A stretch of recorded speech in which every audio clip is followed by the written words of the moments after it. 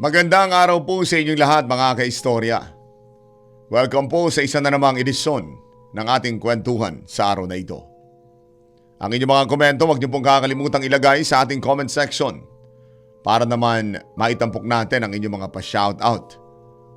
Samantala, narito na ang ating tampok na kwento sa gabing ito. Matakot, kabahan sa mga kwentong nakakagimbal sa Kaistorya YouTube channel with daily post at 7 p.m.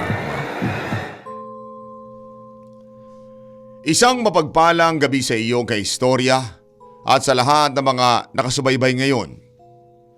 Ang sarap sa pakiramdam na naisulat ko na sa wakas ang kwento kong ito. Matagal ko na itong itinatago pero tuwing napapakinggan ko ang ibang mga kwento, nai-inspire ako lalo. Kaya nga inilabas ko na ito. Ako si Kenneth Kaistorya. Sa kasalukuyan, nagtatrabaho ako bilang isang computer technician sa isang malaking mall dito sa amin. Maayos naman ang trabaho ko. Sapat para makatulong sa mga bayarin sa bahay at makabawi sa aking pamilya. Pero bago ako napunta sa trabahong ito, dumaan ako sa isang karanasan nung panahong estudyante pa lamang ako. At ang karanasang iyon, hinding-hindi ko makakalimutan.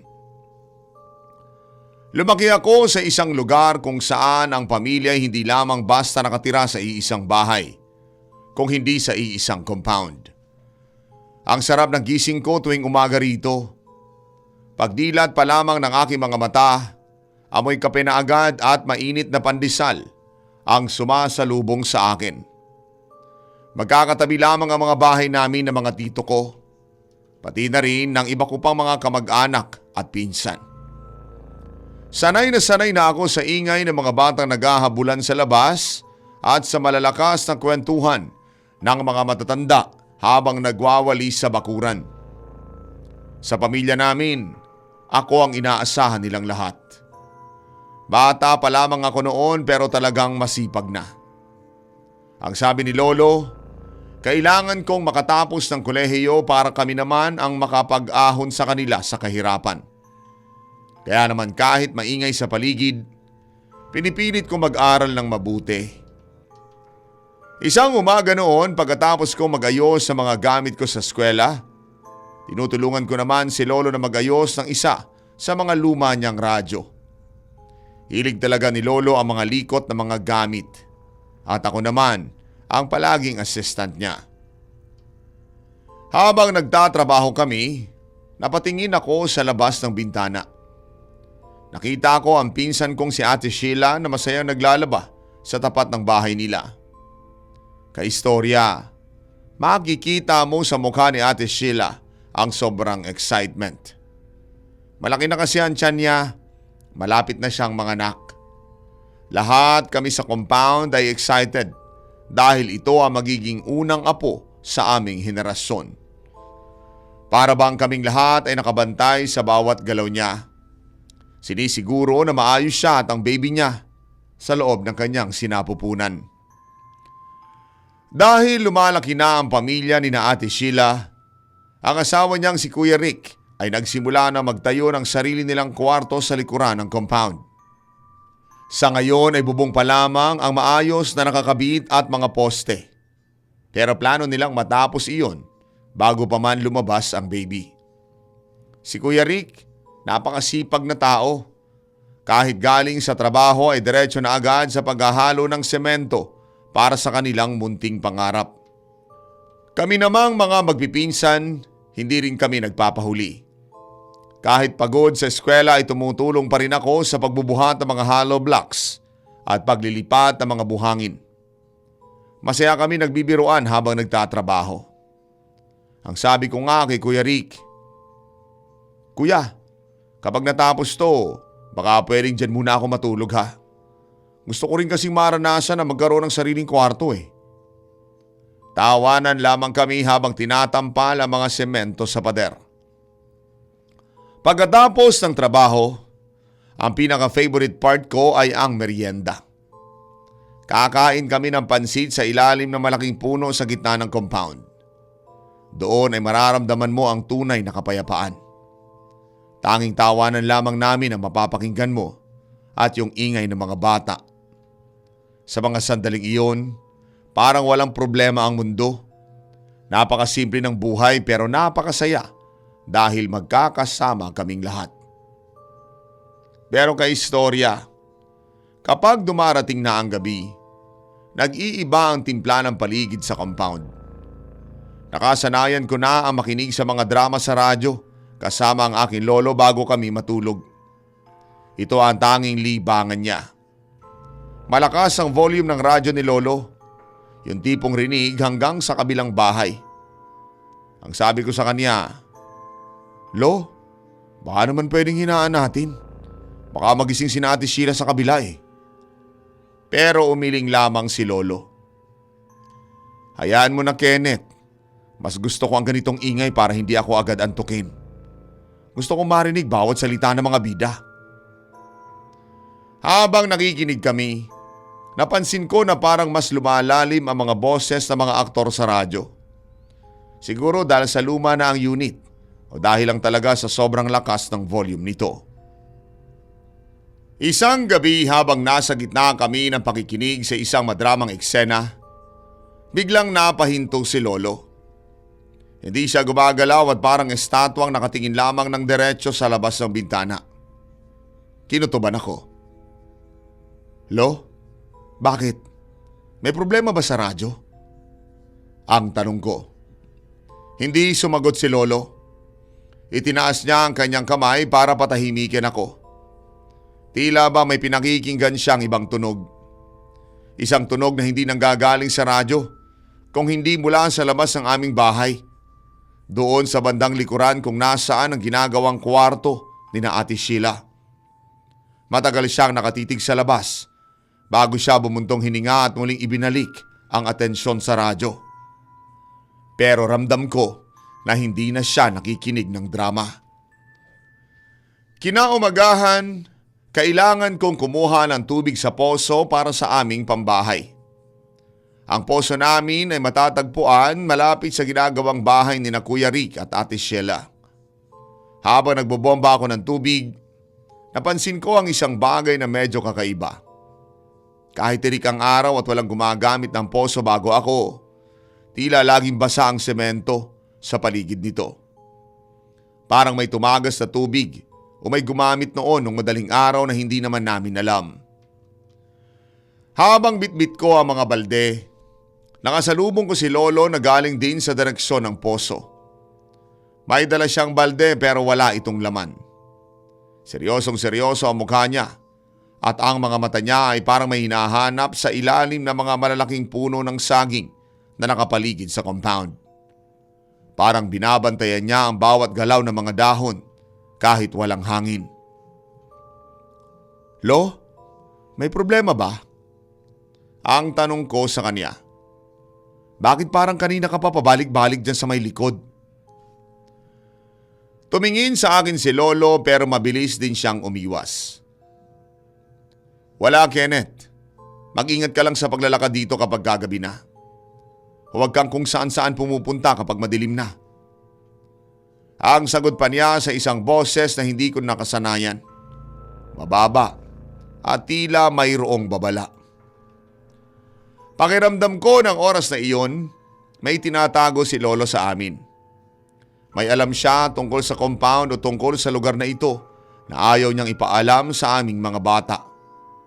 At ng gabing iyon, habang nakahiga ako, hindi ko maiwasang maisip kung ano ba talaga ang pinapakinggan ni lolo sa labas ng bintana noong nakaraang gabi. Habang nag-aayos kami ni lolo ng hapunan sa maliit naming kusina, napansin ko na hindi siya mapakali. Madalas siyang sumulyap sa pinto at parang may iniisip na malalim. Doon na niya nabanggit sa akin habang naghihiwa siya ng sibuyas na may mga napapansin siyang kakaibang mga aso na paikot-ikot sa aming compound nitong mga huling araw. Ang sabi ni lolo, sigurado siyang hindi taga rito ang mga asong iyon. Iba raw ang mga pangangatawan ng mga ito. Napakalalaki at tila mas malalaki pa sa mga normal na asong kalye na nakikita namin sa labas. At ang pinaka nakakilabot sa kanyang sinabi, ang kulay ng mga mata ng mga ito. Kakaiba raw ang kinang na parang hindi sa hayop ang tingin. Ang sabi ni Lolo, madalas daw niya makita ang mga asong itong umaaligid malapit sa may poso at doon mismo sa ginagawang kwarto ni na Ate Sheila. Natawa lamang ako nang marinig ko iyon. Ang sabi ko, Lo, baka naman nagugutom lang yung mga aso kaya naghahanap na makakain sa basurahan natin. Alam niyo naman dito, maraming natitirang pagkain sa gabi. Akala ko talaga ay guni-guni lamang ng matanda dahil na rin sa edad niya at sa mga pinapakinggan niyang drama sa radyo. Para sa akin, natural lamang na may mga ligaw na aso sa isang mataong lugar kagaya ng compound namin. Pero hindi ngumiti si Lolo. Tinitigan lamang niya ako ng seryoso bago nagpatuloy sa kanyang pagluluto. Isang hapon naman, nakita ko ang pinsan kong si Ate Sheila na nakaupo sa isang bangko sa tapat ng kanilang ginagawang kwarto. Imbes na yung masayang mukha niya ang makita ko, napansin ko na parang balisang-balisa siya. Nakahawak siya sa malaki niyang tiyan at parang malalim ang iniisip. Nilapitan ko siya para kumustahin. Sinabi niya sa akin na nitong mga nakaraang araw, palagi raw may kumakalusko sa paligid niya kapag wala si Kuya Rick sa kanyang tabi. Kenneth, hindi ko alam kung pagod lamang ba ako o ano eh. Pero parang may lagi naglalakad sa paligid ng bahay namin habang nagpapahinga ako. Ang bulong pa niya sa akin. Sinubukan kong pasiglahin ang loob niya. Ang sabi ko sa kanya, baka dahil lamang sa kanyang pagbubuntis iyon, kaya't nagiging sensitibo ang kanyang pandinig. O baka naman yung mga pusa lamang na naghahabulan sa mga materyales ni na Kuya Rick. Pero kitang-kita ko maputla si Ate Sheila. Ang mga mata niya ay may maitim na bilog sa ilalim na tila ba laging kulang sa tulog dahil sa kaba na nararamdaman niya sa gabi. Pumasok ako sa bahay at kumuha ng mainit na gatas para sa kanya para kumalma siya. Habang iniaabot ko sa kanya ang baso, may napansin ako. Ang sarili naming mga alagang aso sa loob ng compound, yung mga dating naghahabulan at naglalaro sa bahagi ng lupa ni na Ate Sheila, ayaw nang lumapit doon. Nakatitig lamang sila mula sa malayo. Nakatayo ang mga balahibo at tila iniiwasan ang bawat hakbang patungo sa ginagawang bahay. Kahit tawagin ko sila, aatras lamang sila at titingin sa may kakahuyan. Dahil malapit na ang final exams namin sa school, naging sobrang abala ako. Kailangan ko magbasa ng napakaraming libro at gumawa ng mga projects. Dahil sa tindi ng pressure sa school, unti-unting nawala sa isip ko ang mga kwento ni Lolo tungkol sa mga malalaking aso, pati na rin ang reklamo ni Ate Sheila. Inisip ko na baka pagod lamang talaga kaming lahat. Madaling araw na ako kumakatulog dahil sa kakaaral sa ilalim ng maliit kong lampara sa kwarto. Kahit puyat at sumasakit na ang aking mga mata, kailangan kong magsumikap. Ito na ang huling hirit para sa kinakailangan kong grades para makapagtapos. Minsan habang tahimik na tahimik ang buong compound, nakakarinig ako ng malalakas na huni ng ibon sa labas ng bintana ko. Hindi iyon ordinaryong huni ng ibon na nakasanayan natin sa umaga. Para bang tumatawag ang boses nito, paulit-ulit at napakatinis. Pero dahil sa sobrang pagod ko, hinahayaan ko na lamang iyon at pinipilit kong ituloy ang pagbabasa hanggang sa bumagsak na ang talukap ng aking mga mata. Isang hapon, bago pa man tuluyang lumubog ang araw, napansin ko na may kakaiba sa alaga naming aso. Inihanda ko na ang pagkain nila pero ayaw nilang lumapit sa lalagyan. Nakayuko lamang silang lahat Ang mga buntot ay nakasukbit sa pagitan ng kanilang mga binti at tila nagtatago sa ilalim ng mga upuan sa aming bakuran. Sinubukan kong tawagin ang pinakapaborito kong aso para maglaro kami. Pero umungo lamang siya ng napakahina na para bang nagmamakaawa na huwag ko siyang ilabas sa kanyang pinagtataguan. Doon ko naramdaman na tila may kinatatakutan silang bagay na hindi naman namin nakikita. Sa gitna ng katahimikang iyon, nakita ko si Lolo na lumabas ng bahay. May hawak siyang isang maliit na supot ng asin. Pinanood ko siya habang dahan-dahan niyang isinasaboy ang asin sa buong paligid ng pintuan namin, pati na rin sa mga bintana. Lo, para saan po yan? Bakit kayo nagkakalat ng asin sa may pinto? Ang tanong ko sa kanya.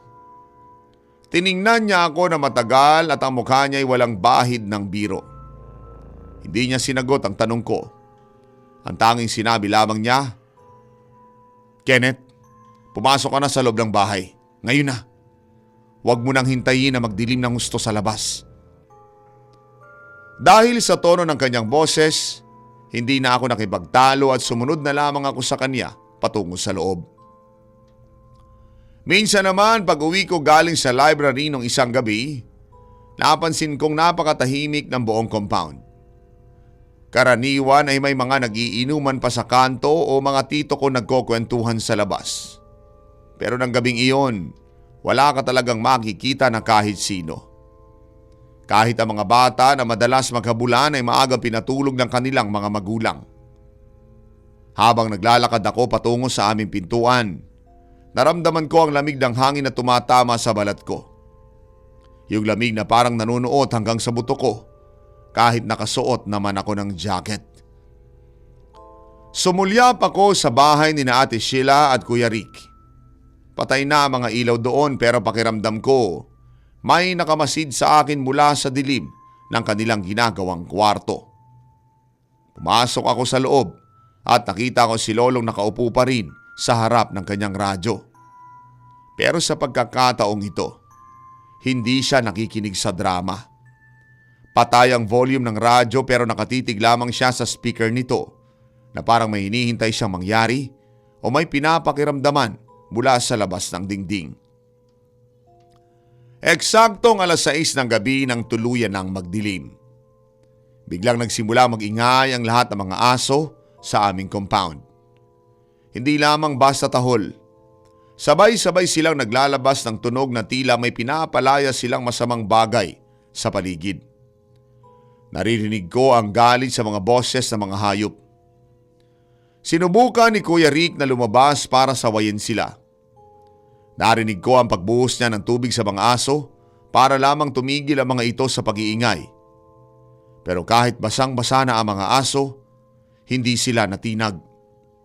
Mas lalong naging agresibo ang kanilang pagtahol habang nakaharap sila sa bandang poso at sa mga puno ng saging. Nararamdaman ko na ang mabilis sa tibok ng puso ko habang pinapanood ko ang kaguluhan mula sa bintana. Tiningnan ko si Lolo. Nakita ko siyang dahan-dahang tumayo. Yumuko siya sa ilalim ng kanyang higaan at kumuha ng isang mahabang tabak na nakabalot sa lumang tela. Hindi siya nagsasalita pero ang bawat kilos niya ay puno ng pag-iingat. Bandang 9:00, nakahiga na ako sa kama ko pero dilat na dilat pa rin ang mga mata ko. Ang mga aso sa labas ay hindi pa rin tumitigil. Maririnig mo ang kanilang mga kukong kumakalmot sa lupa habang tila may sinusundan silang kung ano sa paligid ng aming compound. Maya-maya pa, bigla ako nakarinig ng isang tunog na nagpatigil sa paghinga ko. Sa mismong dingding sa tabi ng aking kama, may tunog na tila ba kumakalmot sa may kahoy.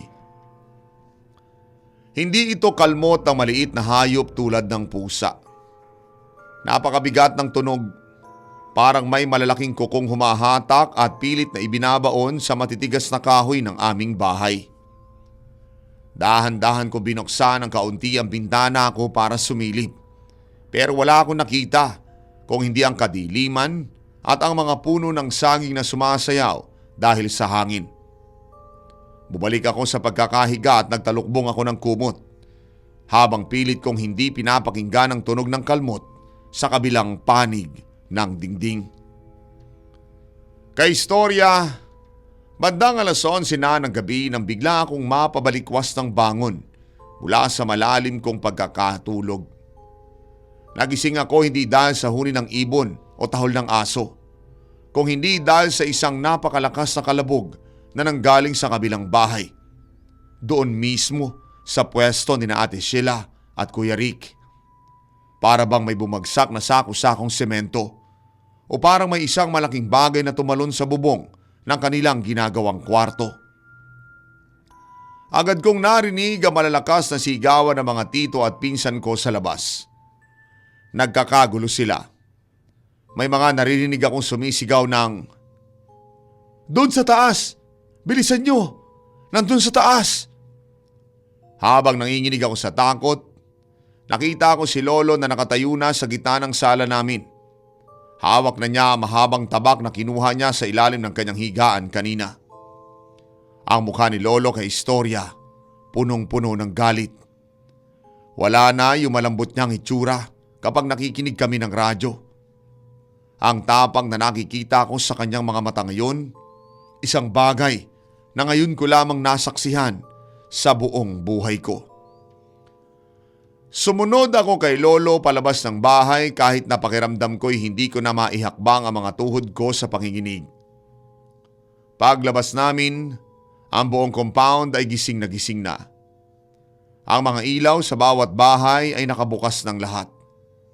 Ang mga lalaki, kabilang ang mga tito ko, may mga hawak ng matitigas na kahoy, itak, at yung iba naman ay may bitbit pang malalaking flashlights. Lahat sila ay nakatingin sa iisang direksyon, sa bubong ng bahay ni na Ate Sheila. Habang nakatayo kami sa gitna ng compound, nakarinig ako ng isang tunog na nagpatigil sa aking paghinga. Isang matinis at nakakangilong tunog ng bakal na hinihila kay Istorya. Para bang may isang malakas na puwersa na pilit na nagtutuklap sa mga bagong kabit na yero sa kwarto ni na Ate Sheila. Kitang-kita ko kung paanong gumagalaw ang mga yero na parang tinatalupan ang bubong ng bahay. Itinapat ni na Kuya Rick ang mga flashlight sa itaas at doon na kami halos manigas sa kinatatayuan namin. Isang dambuhalang aso ang nakatuntong sa ibabaw ng bahay ni Ate Sheila. Hindi ito ordinaryong aso kay Istorya. Ang laki nito ay kasing laki ng isang baka. Hindi siya kumakahol gaya ng mga aso natin. Ang inilalabas niya ay isang malalim at paos na ungol na tila nanggagaling sa pinakailalim ng lupa. Ang bawat pakinggan niya ay napapakinggan namin hanggang sa baba. Napakabigat nito at napakabilis. Sinigawan ng mga tito ko ang nilalang para bugawin ito. "Layas! Layas dyan!" Ang sigaw nila habang naghahagis ng mga malalaking bato patungo sa bubong. Pero tila hindi man lamang ito nasasaktan o natitinag sa mga batong tumatama sa kanya. Lalo lamang nitong pinuwersa ang pagpasok sa loob ng kwarto ni na Ate Sheila. Nakita ko ang hayop na pilit na isinusuksok ang kanyang dulo ng mukha at ang mahaba niyang dila sa mga siwang ng yero na nagawa na niyang maitupi. Doon na ako nagsimulang sumigaw ng sumigaw para alertuhin sina Kuya Rick na nasa loob na. "Kuya Rick! Kuya Rick, sa taas nyo! Nandun siya sa taas!" Ang hiyaw ko habang itinuturo ang bubong. Lumabas si Kuya Rick mula sa loob ng bahay. Hawak-hawak ang isang martilyo at halatang nag-aalangan pero kailangan niyang protektahan ang mag-ina niya. Kumuha siya ng hagdan at pilit niyang inaakyat ang gilid ng pader patungo sa bubong nito para harapin ang nilalang. Pero bago pa man makatungtong si Kuya Rick sa huling baitang ng hagdan, tumalon ang dambuhalang aso patungo sa kabilang bahagi ng bakod. Ang talon niya ay napakalayo. Parang hindi man lamang siya nahihirapan sa laki ng kanyang katawan. Mabilis siyang tumakbo sa paligid ng compound na tila pinaglalaruan lamang ang mga lalaking humahabol sa kanya. Sa bilis ng pagtakbo nito, halos hindi na ito makita ng aming mga mata. Para na lamang siyang isang madilim na guhit na gumagalaw sa dilim. Umiiwas sa bawat itak at kahoy na ibinabato sa kanya. Habang abala ang mga lalaki sa paghabol sa hayop sa labas, bigla kami nakarinig ng isang malakas at matinis na sigaw mula sa loob ng kwarto ni Ate Sheila. Isang sigaw na matinding takot at sakit. Agad kami nagkatinginan ni na Kuya Rick at mabilis kaming tumakbo patungo sa loob ng bahay para tingnan kung anong nangyari sa pinsan ko. Pagpasok namin sa kwarto, sumalubong sa amin ang amoy ng kaba at ang gulo ng mga gamit. Nakita namin si Ate Sheila na nakahiga sa may sahig, malapit sa kanto ng kama niya. Hawak-hawak niya ang kanyang malaking tiyan habang iyak siya ng iyak. Tumingin ako sa itaas, doon sa bahagi ng dingding na malapit sa kanyang unan. May mga marka ng malalalim na ukit sa kahoy na tila muntik na siyang maabutan ng nilalang nung pilit nitong binubutas ang bubong at ang dingding. Nung lapitan siya ng nanay ko ay napansin namin ang isang bagay na nagpatahimik sa aming lahat. May dugo na sa paligid ng binti ni Ate Sheila at kumalat na ito sa suot niyang duster. Nagpanik ang lahat. Ang tita ko ay halos mawala na ng malay sa takot dahil alam naming delikado ang sitwasyon para sa sanggol sa loob ng sinapupunan ni ate. Hindi pa dapat siya manganganak ngayon, pero sa tindi ng kaba at sa nangyaring kaguluhan, tila nag-umpisa na ang masamang epekto sa kanya. Kenneth, kumuha ka ng malinis na tela. Jojo, kumuha kayo ng mainit na tubig sa kusina. Ngayon na. Ang utos ng nanay ko habang pilit na pinapakalma si Ate Sheila. Nagmadali kaming kumilos kahit na ang mga kamay ko'y nanginginig pa rin habang hawak ang balde ng tubig. Sa labas, hindi pa rin tumitigil ang mga aso sa pagtahol. Ang dambuhalang hayop ay napapakinggan pa rin naming tumatakbo sa ibabaw ng mga karatig bahay. Naririnig namin ang bawat kalabog ng yero sa itaas ng ulo namin na parang sinasabi niyang hindi pa siya umaalis. Binuksan ni Lolo ang pinto ng kwarto ni Ate Sheila at tumayo siya doon. Bit-bit ang kanyang tabak. Nakaharap siya sa labas. Binabantayan ang bawat siwang at bintana. Ang compound namin na dati puno ng saya at tawanan, ngayon naging isang lugar ng matinding takot. Habang tinutulungan namin si Ate Sheila, ang tanging maririnig mo ay ang kanya mga ungol ng sakit at ang mabibigat na yabag ng hayop na patuloy na umaaligid sa aming mga bubungan, naghihintay ng pagkakataon na makabalik sa loob. Kaistorya, hindi ko na malilimutan ang boses ng nanay ko ng gabing iyon. Punong-puno na ng taranta at iyak habang sumisigaw sa akin. Kenneth, ang tricycle! Tumawag na kayo ng tricycle! Kailangan na nating madala si Ate Sheila ninyo sa ospital. Ngayon na! Kaistorya, habang nasa labas ako'y ramdam na ramdam kong hindi pa umaalis ang nilalang. Alam kong naroon lamang siya. Nagmamasiid mula sa kadiliman ng mga puno ng saging at kawayan. Naghihintay ng pagkakataon. Hanggang sa makakuha kami ng tricycle. Mabilis na binuhat ni na Kuya Rick at ng tito ko si Ate Sheila. Isinakay nila ito sa loob ng sidecar. Si Ate Sheila ay wala ng malay. Maputlang maputla at pilit nilang pinupunasan ang mga dugo sa binti nito. Wala na kaming sinayang na oras pa. Pinaharurot na ang tricycle palabas ng aming compound patungo sa madilim na highway. Pero kaistorya, habang bumibilis ang aming takbo, naririnig ko ang mga kaluskos at ungol sa likuran namin. Hindi kami tinatantanan ng hayop na iyon. Tumingin ako sa may side mirror para i-check ang daan at doon ko nakita ang isang malaking anino na tumatalon-talon sa mga koral at bakod sa gilid ng kalsada. Napakabilis niya kaistorya. Piniga ng husto ng driver ang silinyador kahit ramdam kong nahihirapan na ang makina ng lumang motor. Umabot kami sa main highway kung saan nagsisimula na kaming makakita ng iba pang mga sasakyan. Napansin ko na sa tuwing may darating na malaking truck na may malalakas na headlight, tumatabi ang nilalang at umiiwas sa liwanag. Doon lamang dahan-dahang lumalayo ang tunog ng pagtakbo niya at ang nakapangingilabot niyang ungol. Bago kami tuluyang makapasok sa sentro ng bayan, sumulyap ako sa huling pagkakataon sa likuran. Sa gilid ng kakahuyan, bago siya tuluyang maglaho, nakita ko pa ang dalawang mapupulang matang nakatitig sa amin. Para bang nagpapaalam o parang nanunubok. Pagdating sa emergency room, agad kaming sinalubong ng mga nurse. Mabilis nilang inihiga si Ate Sheila sa stretcher at ipinasok sa loob.